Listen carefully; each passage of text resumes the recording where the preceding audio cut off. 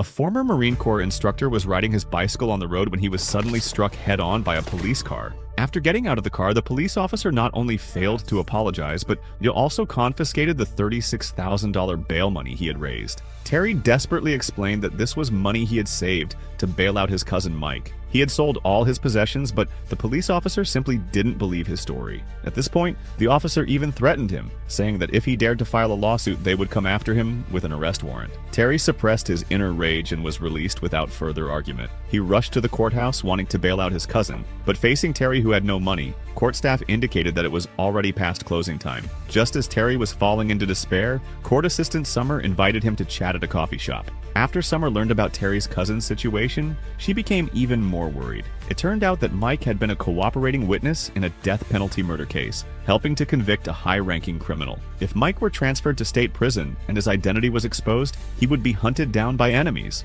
This was the real reason Terry was desperate to bail out his cousin. Early the next morning, Terry went to the police station to report that he had been robbed. After the police chief came to understand the situation, he said Terry was filing a false report. Faced with this distortion of facts, Terry decided to compromise. He indicated that as long as he could see his cousin once, he was willing to reduce the bail to $10,000, and the remaining $20,000 could be completely forfeited. After hearing this, the chief's attitude immediately softened, agreeing to arrange a meeting between the brothers, scheduling it for 9 a.m. the next day at the police station. The next day when Terry arrived, he only saw the exhaust fumes of the prisoner transport vehicle. Police told him that because he was 3 minutes late, Mike had already been taken away. Terry immediately rode his bike, desperately chasing the prison transport, ultimately only able to watch helplessly as the vehicle disappeared into the distance. With no other options, Terry could only return to the police station once more, and this time he wasn't planning to continue being patient. Terry quickly gained control of the police chief and seized his gun. A subordinate who realized the danger approached with his weapon drawn,